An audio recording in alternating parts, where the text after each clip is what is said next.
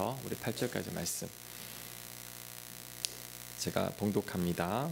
자, 이에 그 여인이 가서 그의 남편에게 말하여 이르되 하나님의 사람이 내게 오셨는데 그의 모습이 하나님의 사자의 용모 같아서 심히 두려움으로 어디서부터 왔는지를 내가 묻지 못하였고 그도 자기 이름을 내게 이르지 아니하였으며 그가 내게 이르기를 보라 내가 대신하여 아들을 낳으리니 이제 포도주와 독주를 마시지 말며 어떤 부정한 것도 먹지 말라. 이 아이는 태에서부터 그가 죽는 날까지 하나님께 바쳐진 나시린이 됨이라 하더이다 하느라. 마노아가 여호와께 기도하여 이르되 주여 구하옵나니 주께서 보내셨던 하나님의 사람을 우리에게 다시 오게 하사 우리가 그 낳을 아이에게 어떻게 행할지를 우리에게 가르치게 하소서 하니. 아멘. 지난주에 하나님의 사자가 마노아가 삼손의 아버지입니다. 아내에게 나타나 이제 아이가 있을 것이다. 하나님의 사람이다라고 이야기를 합니다. 그 말을 듣고 이제 남편에게 전하니까 이제 남편 마노아가 하나님께 기도하기 시작합니다. 태어날 아기를 어떻게 키워야 합니까? 모르겠으니 한 번만 더 나타나 말씀해 주십시오라고 기도합니다. 그런데 여러분, 이 모습이 참 귀합니다. 믿음도 귀하죠. 왜? 아내의 말만 듣고 그 사실을 그대로 믿고 받아들인 거죠. 그리고 아이를 위해서 미리 기도로 준비하고 또 그 아이를 어떻게 길러야 하는지를 하나님께 구합니다. 이 모습이 귀하다라는 거죠. 하나님에 대한 믿음이 있는 분이죠. 그리고 삼손의 아버지는 기도하는 분입니다. 사사시대의 사람들에게서는 찾아볼 수 없는 모습이죠. 자, 여러분, 이 모습이 왜 귀하냐면 다른 믿음의 선배들과 대조적입니다. 자, 아브라함과 사라에게 또 하나님이 나타나 너에게 아들이 있으리라 했을 때 아브라함의 반응이 뭐죠? 이스마엘이나 그냥 잘 자라게 해주세요. 무슨 이 나이에 아들입니까? 사라는 웃죠. 아니, 내가 할머니가 다 됐는데 무슨 아이를 준단 말인가? 안 믿습니다. 세례 요한의 아버지 사가랴에게 또 천사가 나타나 아들이 있으리라 했더니 나는 늙었는데 나한테 무슨 아이가 있겠습니까? 믿지를 아니합니다. 그래서 벙어리로 지나게 되죠.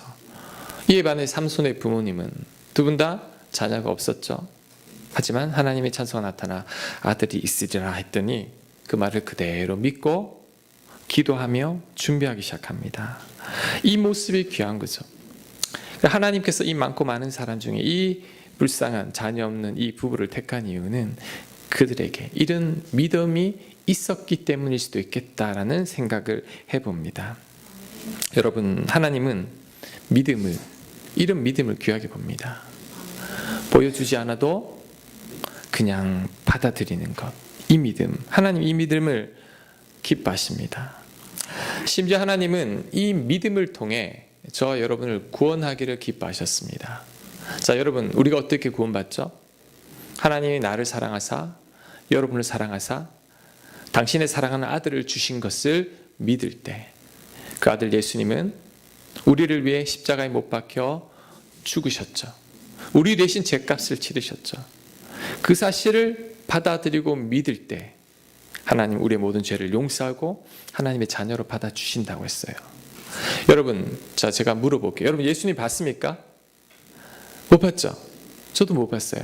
2000년도 훨씬 전에 누군가가 날 위해 대신 죽었다. 말이 됩니까?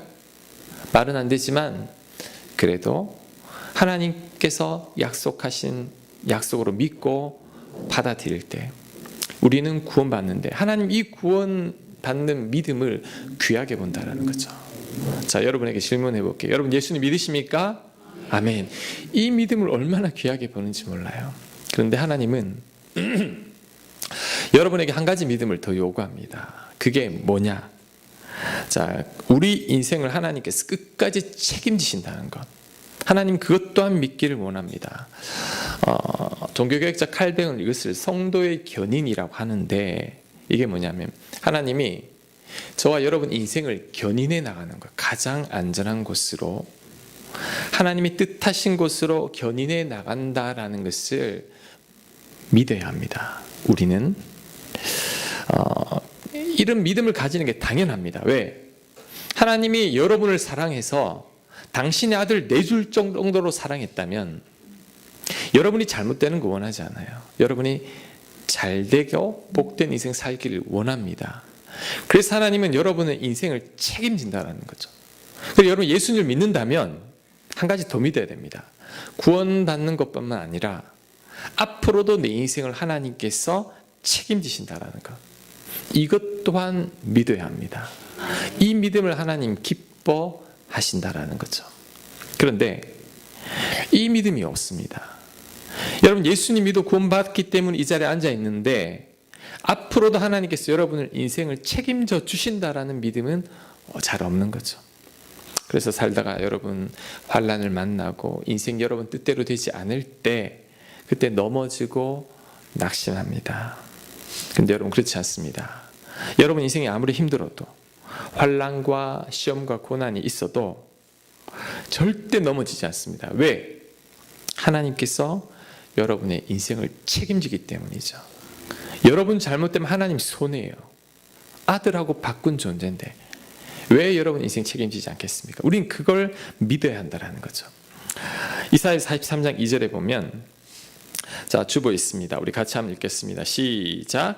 내가 물 가운데로 지날 때에 내가 너와 함께 할 것이라. 강을 건널 때에 물이 너를 침몰하지 못할 것이며 내가 불 가운데로 지날 때에 타지도 아니할 것이요 불꽃이 너를 사르지도 못하리니 대전하는 여호와 내 하나님이요 이스라엘의 거룩한 이요 내 구원자입니다. 이걸 믿어야 한다는 거죠. 인생 살다 보면 홍수와 같은 문제를 만나고 또 뜨거운 불과 같은 시련을 만납니다. 하지만 그 어떤 것도 저와 여러분을 해치지 못합니다. 왜요? 하나님 우리 인생을 책임지기 때문이죠. 그걸 믿으라는 거죠. 우리를 이걸 못 믿는다는 거죠. 제가 시편 16편 8절 말씀을 좋아합니다. 제가 어느 날 깨달음이 왔습니다. 자, 주보 있습니다. 다시 한번 제가 읽겠습니다. 내가 여호와를 항상 내 앞에 모심이요 그가 나의 오른쪽에 계심으로 내가 흔들리지 아니하리로다. 제 마음이 많이 흔들리고 있었습니다. 고난 가운데 그때 문득 이 말씀으로 하나님 감동을 주시는데 앞에 모셔라 오른편에 모셔라 네가 흔들리지 아니하리라. 여러분 앞에 하나님 모신다고 보입니까? 내 옆에 모신다고 하나님 보입니까? 계십니까? 안 보여요. 저에게 주신 깨달음은 뭐냐? 믿음으로 보라는 거죠. 내가 네 앞에 있다. 내가 네 옆에 있다. 믿음의 눈을 뜨니 하나님이 보이는 거죠. 하나님이 나를 지켜주시는 게 확신이 옵니다. 그랬더니 흔들리지 않는 거죠. 왜? 그가 하나님 앞에 옆에서 나를 보호해 주시는데 제가 왜 흔들립니까? 요동치지 않는 거죠. 여러분 믿음은 하나님 보이지 않지만 믿음으로 보는 겁니다. 그 하나님이 여러분을 지켜주고 계심을 믿는 거죠. 그럴 때 그 어떤 어려움도 여러분을 넘어뜨리지 못합니다. 여러분 하나님께서 여러분의 인생을 책임지고 계십니다. 가장 선한 길로 견인해 가실 그 하나님을 믿는 여러분들 되시길 간절히 축원합니다. 아멘. 자, 그다음 9절부터 14절 말씀. 이제 마노아가 한 번만 더 나타나 이 아이를 어떻게 키워야 할지 물었을 때 또 나타납니다. 사사기 13장 9절입니다.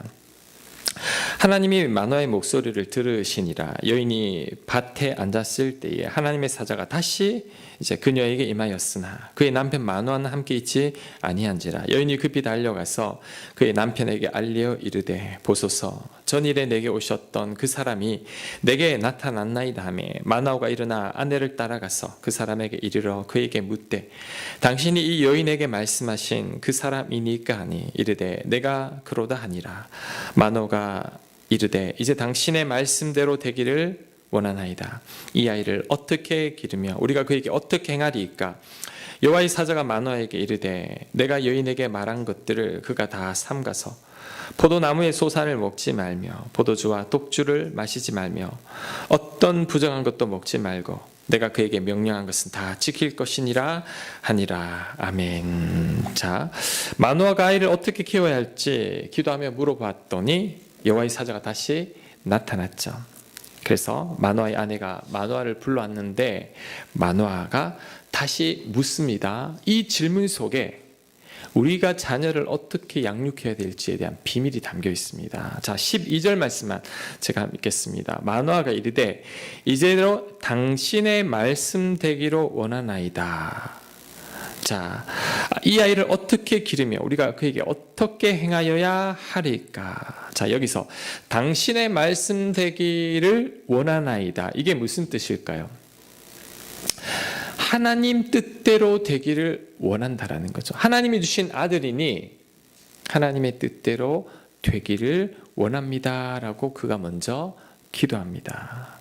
자, 여러분, 자녀를 위해서 이렇게 기도해야 됩니다. 특별히 어린 자녀들이 있다면, 태중의 자녀들이 있다면, 하나님, 이 아이가 하나님 뜻대로 살기를 원합니다. 우리 사무실에 잘 들으세요. 우리 자녀를 놓고 하나님 뜻대로 살기를 원합니다라고 기도해야 됩니다. 왜? 하나님은 여러분 자녀를 향한 놀라운 계획을 가지고 있어요. 저와 여러분을 향해도 하나님 뜻이 있지만 여러분 자녀를 향한 하나님의 뜻이 있다라는 거죠. 그래서 우리가 자녀를 가장 잘 키우는 방법은 그 하나님의 뜻대로 내 자녀를 키우는 것. 이게 가장 지혜롭게 키우는 방법입니다. 그때 우리 자녀가 가장 복된 인생 살게 됩니다. 그 다음, 이 아이를 어떻게 길러야 합니까? 묻고 있습니다. 하나님이 주신 아들인데 도대체 어떻게 키워야 하겠습니까? 라고 묻는 거죠. 자, 우리들도 마찬가지입니다. 여러분의 젊은 자녀가 있다면, 태중의 아이가 있다면 그때부터 기도해야 됩니다. 하나님, 어떻게 길러야 할까요? 하나님은 알고 계십니다. 그 아이에 대해서 누구보다 잘 아는 분이 하나님이죠. 그 아이의 성격, 그 아이의 장점, 단점, 부모는 잘 몰라요. 하나님은 아십니다. 하나님 가르쳐 주는 거죠. 너는 이렇게 키워야 한단다. 그때 우리 자녀를 제대로 양육하고 있는 거죠. 두 가지 잊지 말아야 합니다. 청소년을 자녀로 둔 부모님들도 마찬가지입니다. 아직 늦지 않았어요. 하나님 뜻대로 자라게 해달라고. 하나님, 그리고 이 아이를 어떻게 지혜롭게 잘 키워야 합니까? 라고 물어야 합니다. 그때 하나님께서 응답해 주십니다. 마노아가 묻죠. 이 아이를 어떻게 키워야 합니까? 라고 했을 때 그 여호와의 사자가 이런 말을 합니다. 독주 먹이지 말고, 포도주 먹이지 말고, 부정한 것 먹이지 말고, 명령한 것 지켜 행하라. 그러면서 그 엄마에게도 똑같은 말을 합니다. 그 지난주 본문인데 독주 먹지 말고, 포도주 먹지 말고, 부정한 것 먹지 말라고 합니다. 두 번이나 강조하죠. 그 말을 하고 사라지는데, 자, 여러분, 왜 그럴까요? 왜 포도주, 독주를 부정한 것을 먹지 말라고? 어떻게 키워야 합니까? 그러면 뭐 다른 이야기를 할 줄 알았는데 술 먹지 마라, 부정한 거 먹이지 마라, 그 말만 한다라는 거죠. 왜 그럴까요? 좀 마시면 안 됩니까? 자, 이 삼손은 하나님의 사람이죠. 하나님의 사람은 성령의 사람입니다. 성령의 사람은 성령의 지배를 받는 사람이죠. 그런데 술 먹으면 어떻게 되냐면 술의 지배를 받습니다. 우리 중동 지역은 물이 귀해요. 유럽 지역도 물이 귀합니다. 그래서 물이 귀한 지역에서는 이 포도주를 물처럼 마셔요. 우리 독일 사람들은 물이 깨끗하지 않으니까 맥주를 물처럼 마신다라는 거죠. 유대인들도 이 포도주를 거의 물처럼 많이 마셨습니다. 이렇게 이게 마시다 보면 어떻게 되죠? 성령의 지배를 못 받죠. 술의 지배를 받게 됩니다. 육신의 지배를 받고 포도주의 지배를 받게 되죠. 그러면 이 특별히 하나님의 사람 삼손은 그 하나님의 영에 의해 움직임을 받을 수 없는 거죠. 그래서 그걸 금하라고 합니다. 에베소서 5장 18절에 보면, 자, 술 취하지 말라. 이는 방탕한 것이니 오직 성령으로 충만함을 받으라. 자, 술로 충만하면 안 된다라는 거죠. 성령으로 충만해야 된다는 거죠. 그래서 아예 포도주와 독주를 금하고 있습니다. 또한 부정한 음식은 여러분 우상에게 제사 드린 그 음식입니다. 우상에게 제사 드린 음식 그 자체가 일단은 더러워져 있고, 또 그 음식을 먹게 되면 주로 우상 숭배자들과 늘 가까이 하게 됩니다. 그럼 나도 모르게 우상 숭배하게 되는 거죠. 변질되는 거죠. 그래서 이 부정한 음식마저도 못 먹게 합니다. 자, 그렇다면 포도 열매는 왜 못 먹게 합니까? 포도 맛있는데 포도 먹으면 어떻길래 포도를 못 먹게 합니까? 자, 그것도 이유가 있습니다. 바늘 가는 데는 실이 갑니다. 포도 농사 잘 된 곳에 늘 포도주가 있어요. 포도 열매 있는 곳에 늘 따라가는 게 포도주라는 거죠. 나는 포도주는 안 먹지만 포도 열매 먹을래. 먹다 보면 유혹이 생기는 거죠. 포도주도 나도 모르게 마시게 되고 하나님의 영의 인도함을 받는 자가 아니라 결국 술의 영향을 받는 사람이 되는 거죠. 그러니까 하나님이 이 삼손과 그 부모님에게 하는 게 뭐냐면 철저히 거룩하게 단절시키는 거죠. 작은 악이 작은 것들이 무너뜨릴 수 있으니 거룩함에 방해가 되니까 아예 차단해 버리는 겁니다. 여러분, 다윗의 범죄가 어떻게 시작되냐면 왕궁 옥상을 거닐다가 목욕하는 여인 한 번 본 것, 그것 때문에 간음하게 되고 살인하게 되고 그 집안이 나라가 완전히 풍지박살이 나게 됩니다. 아주 작은 죄예요. 포도 왜 못 먹게 합니까? 그로 인해 죄가 시작된다라는 거죠. 여러분, 고사성어에 이런 게 있죠. 근주자적, 금묵자흑. 이게 뭐냐? 붉은 것을 가까이 하다 보면 붉게지고 먹을 가까이 하다 보면 시커매진다라는 거죠. 우리 몇 주 전에 페인트 칠할 때 속으로 다짐하고 칠했습니다. 옷 버리지 않으리, 절대 손 버리지 않으리, 정말 조심하고 했는데 다 끝나고 보니까 엉망이에요. 왜? 페인트 칠하다 보니 묻게 되어 있다라는 거죠. 제 고등학교 때 친한 친구인데 얘가 중학교 때까지 전교 1등 했던 친구입니다. 근데 이 친구가 호기심으로 이제 담배를 한 개피 피웠어요. 친구들이 막 해서 호기심으로 한번 했는데 그런 호기심 몇 번이 이게 흡연자가 되어버린 거죠. 근데 우리 고등학생이 담배를 피우면 됩니까? 안 됩니까? 안 되죠. 그래서 숨어 피우게 되죠. 근데 유유상종이라고 흡연자들끼리 숨어서 피우게 되는 거죠. 저희들 고등학교 때 합법적으로 담배 피울 수 있는 장소가 있었습니다. 어디? 당구장이었죠. 또 당구장에 가게 되는 거죠. 당구를 치게 되는 거죠. 당구에 재미 붙이다 보니까 공부는 뒷전이 되는 거죠. 당구 치는 친구들과 또 어울려 놀게 돼 있겠죠. 걔가 완전히 달라져 버렸죠. 나중에는 학교도 잘 안 나요. 그게 이 불량배가 되어버린 거죠. 그 모습을 보면서 야, 저렇게 사람이 바뀔 수 있구나.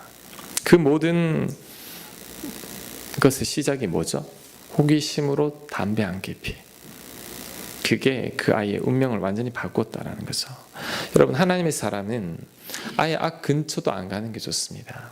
하나님이 이 삼손 부모님에게 철저히 금하고 있는 이유는 그 자체에서 나도 모르게 자꾸 더 나쁜 길로 간다라는 거죠. 특별히 하나님의 사람인데 지금 이스라엘 전체에 하나님 보시기에 합당한 사람이 하나도 없어요. 그래서 하나님 일찌감치 거룩과 경건으로 하나님의 사람을 만드는 거죠. 작은 유혹, 작은 죄, 이것쯤이야 그것 때문에 여러분 넘어집니다. 자, 데살로니가 전서 5장 21절 말씀 우리 같이 한번 읽겠습니다. 시작. 범사에 헤아려 좋은 것을 취하고 악은 어떤 모양이라도 버려라. 자, 범사에 모든 일에 좋은 것 취하라고 합니다. 악은 모양이라도 다 버리라고 합니다. 자, 무슨 뜻이냐? 여러분이 좋은 것을 취하면 취할수록 좋아지고 작은 악이라도 가까이 하면 할수록 여러분이 심령이 상하게 됩니다. 의인 롯이 왜 타락했죠? 소돔과 고모라에 살았기 때문에 영향을 안 받을 수가 없었던 거죠. 여러분, 나쁜 기사 보지 마세요. 전 특별히 토요일은 아예 인터넷 검색을 거의 안 합니다. 네. 보고 나면 설교 쓰는데 방해가 돼요. 물들어요. 경건한 모습을 유지하려고 애를 써야 되는 거죠. 그래서 아예 나쁜 것, 죄, 악 근처도 가지 않는 게 좋습니다. 그럴 때 거룩을 유지할 수 있습니다. 하나님께서 삼손뿐만 아니라 삼손 어머니에게도 철저히 금지시키면서 이제 태교를 하는 거죠. 여러분, 태교 중요합니다. 이게 성경적입니다. 뱃속에 있을 때부터 거룩하게 지내는 거죠. 특별히 여러분, 그때 당시에는 임산부들이 술을 드셨어요. 지금 의학이 발달해서 이 알코올이 태아의 뇌에 영향을 미치는 게 이 과학적으로도 밝혀졌지만 그때 당시엔 그런 개념이 없어요. 임산부들이 그냥 포도주를 막 드시는 거죠.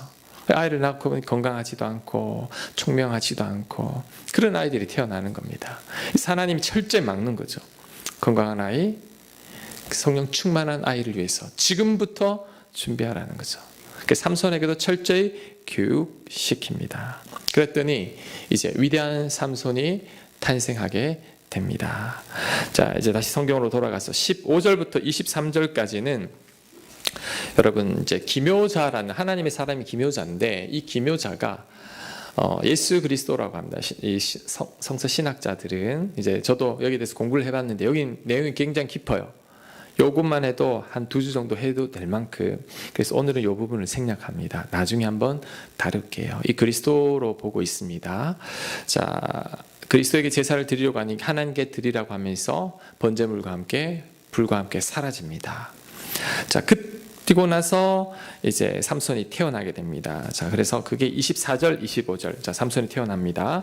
24절. 그 여인이 아들을 낳음에 그의 이름을 삼손이라 하니라. 그 아이가 자라매 여호와께서 그에게 복을 주시더니 소라와 에스다올 사이 마하네단에서 여호와의 영이 그를 움직이기 시작하셨더라. 끝부분만 다시.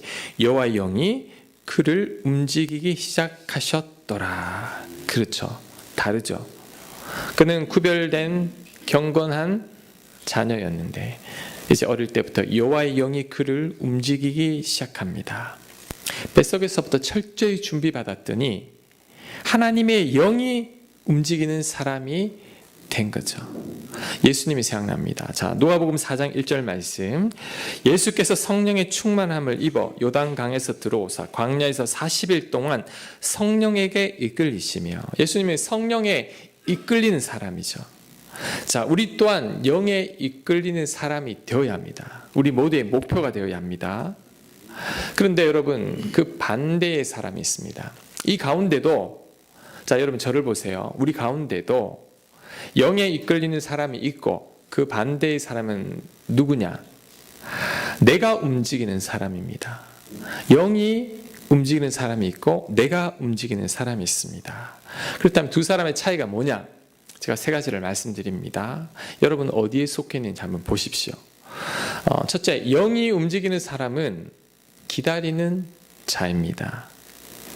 영이 움직이는 사람은 서두르지 않아요. 하나님의 때를 기다리고 하나님의 감동을 주실 때까지 기다립니다. 하나님 인도하시는 대로 살아가는 거죠. 다윗이 그 예죠. 그를 괴롭히고 따라다니는 사울을 죽일 수 있는 순간이 왔습니다. 근데 영이 움직이는 사람은 못 죽입니다. 왜? 하나님 기뻐하지 않기 때문이요. 하나님께서 사울을 패위실 때까지 기다립니다. 반면에 내가 움직이는 사람은 못 기다립니다. 내 생각대로, 내 뜻대로 움직이죠. 특별히 여러분, 내가 움직이는 사람들 중에는 지혜롭고 똑똑하고 능숙한 사람들이 많습니다. 왜요?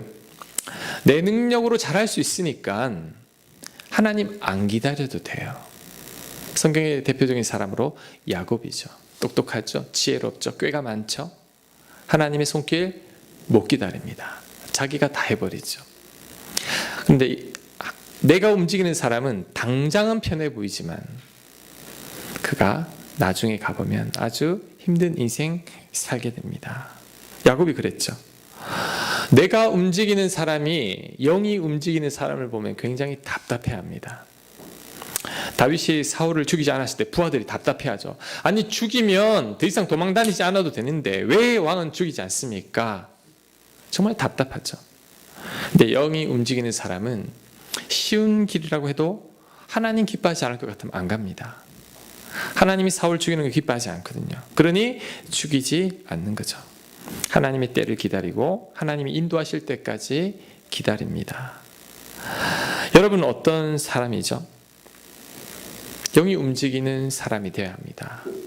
서두르면 안 됩니다. 여러분 생각대로 행동으로 옮기면 안 됩니다. 내 능력, 지혜 의지하지 마십시오. 특별히 하나님 말씀을 떠나 있다라고 생각하면 절대 해서는 안 됩니다. 하나님보다 앞서 나가도 안 돼요. 그냥 하나님이 이끄시는 대로 살아가는 것. 이게 영이 움직이는 사람이죠.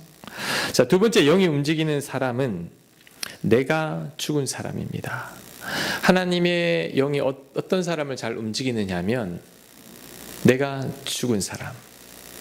내가 살아있으면 내 뜻대로 내 생각대로 하기 때문에 이 성령께서 우리를 움직일 수가 없는 거죠. 하지만 나를 죽은 자로 여기고 예수님 믿을 때 죽었다고 생각할 때 그때 성령께서 우리를 움직입니다. 자, 갈라디아서 2장 20절 말씀 우리 같이 읽습니다. 시작.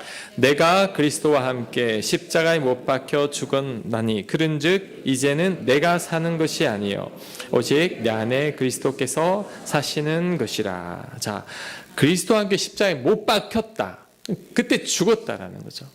그래서 여러분이 예수님을 믿는다라는 것은 여러분이 예수님 믿을 때 여러분의 옛사람은 죽은 거죠.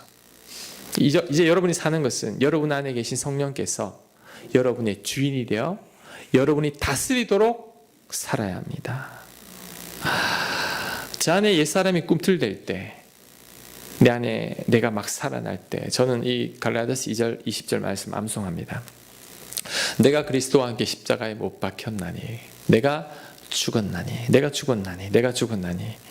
죽은 자는 혈기도 없죠. 죽은 자는 결국 성령께서 다스리니까 그 뜻대로 살아가게 됩니다. 그럴 때 내가 눌러지는 거죠. 그런데 내가 죽지 않은 자들은 똑같습니다. 예수님 아무리 믿어도 여전히 혈기가 살아있고 내 옛사람이 살아있죠. 내 뜻대로 내 고집대로 내 성질대로 다 해버립니다. 그러니까 성령께서 나를 도저히 이끄실 수가 없는 거죠. 왜? 내 마음대로 다 해버리니까. 내 마음대로 하고 싶을 때 눌러야 합니다. 성령께서 나를 다스려 달라고 영이 이끄는 사람이 되게 해달라고 매달려야 합니다. 그럴 때 영이 나를 이끌어가는 거죠. 그래서 여러분 스스로를 죽은 자로 여겨야 합니다. 여러분 예수님 믿을 때 여러분은 죽은 거예요. 십자가에 못 박힌 겁니다. 이제부터는 영이 성령께서 여러분 안에 계신 성령님께서 여러분의 주인이 되어서 하나님 뜻대로 살아가는 것. 이게 진짜 신앙생활이라는 거죠. 자, 세 번째 영이 움직이는 사람은 바람처럼 살아갑니다. 자, 요한복음 3장 8절 말씀. 바람이 임의로 불매 내가 그 소리는 들어도 어디서 와서 어디로 가는지 알지 못하나니 성령으로 난 사람도 다 그러하니라. 자, 여러분 바람이 어디로 와서 어디로 가는지 안 보여요. 근데 성령의 사람도 그렇습니다. 어디로 왔다 어디로 가는지 안 보입니다. 왜? 늘 영이 이끄시는 대로 살아가기 때문이죠. 모세가 그랬습니다. 모세의 리더십은 철저한 계획과 추진력이 아닙니다. 그는 탁월한 리더십이 없어요. 근데 그의 리더십의 근원은 하나님과 동행함입니다. 늘 하나님과 함께 있다가 하나님이 가자 하면 가고 멈추자 하면 멈추고 이래라 하면 이렇게 하고 늘 하나님의 음성만 듣기를 애를 쓰는 거죠. 이게 하나님이 이끄시는 대로 살아가는 거죠. 어떻게 보면 계획도 없고 대책도 없어 보이지만 하나님의 사람들이 이런 삶을 삽니다. 성경에 하나님의 사람들이 이런 사람들이라는 거죠. 그래서 영이 움직이는 사람은 내일에 대해서 별로 걱정하지 않아요. 왜? 내일은 하나님께서 이끌어 가실 거니까. 내일에 대한 염려도 없습니다. 그냥 하나님이 인도하신 대로 살아가면 되기 때문이죠. 반면에 내가 움직이는 사람은 내일에 대한 두려움이 커요. 혹 내일 잘못되면 어떡하나. 불안하죠. 하나님을 믿어도 늘 근심 가운데 삽니다. 왜? 두렵기 때문이죠. 이래서는 안 됩니다. 우리는 바람처럼 살아가야 합니다. 어디로 갈지, 어떻게 해야 될지, 내일에 대해서 몰라도 됩니다. 왜? 하나님 우리 삶을 책임지고 있기 때문이요. 우리 삶을 이끌어 가시기 때문이죠. 저는 우리 교회가 이렇게 바람처럼 살았으면 좋겠습니다. 언제 이곳을 떠나야 할지, 여기에 머물지, 어디로 갈지 몰라도 신경 쓰지 않아야 합니다. 왜? 우리는 하나님의 인도하심을 믿기 때문이죠. 성령께서 때가 되면 움직이게 하실 것이요, 때가 안 되면 있게 하실 것이요 뿐입니다. 하나님의 사람은 그렇게 하지 않습니다. 하나님의 손길을 기다려야 합니다. 임직하시는 분들, 여러분 제발 좀 죽으시기 바랍니다. 여러분 옛사람은, 여러분의 혈기, 여러분의 기분, 여러분의 감정, 집에 가서 십자가에 못 박으십시오. 내가 안 죽으면 교회가 죽습니다. 내가 죽어야 교회가 삽니다. 내가 죽으면 가정이 살고, 내가 죽어야 내가 삽니다. 왜? 영이 이끌어가기 때문이죠. 세 번째, 바람처럼 살아야 합니다. 내일 염려하지 말라고 했는데 늘 염려하고 하나님 돌보지 않으실까 걱정하고, 그래서는 안 되죠. 하나님이 이끄시는 대로 염려 걱정 하나님께 다 맡기고 그냥 그렇게 살아가는 것, 이게 믿음의 사람입니다. 내일 일은 난 몰라요. 하루하루 살아요. 이게 믿음의 사람이라는 거죠. 자, 우리 임직자분들 이렇게 살아가시기를 간절히 축원합니다. 말씀 맺습니다. 여러분 인생 하나님 책임지고 있습니다. 우리는 그냥 믿기만 하면 돼요. 여러분 힘으로 아등바등 살 필요 없습니다. 그리고 여러분 이를 위해 악을 멀리하십시오. 여러분을 거룩하게 가꾸십시오. 그럴 때 하나님의 영이 여러분을 이끌어갑니다. 하나님 영이 움직이는 사람이 되죠. 그럴 때 가장 복된 인생 살게 될 줄로 믿습니다. 아멘. 자, 우리 오늘 말씀 생각하면서 우리 찬양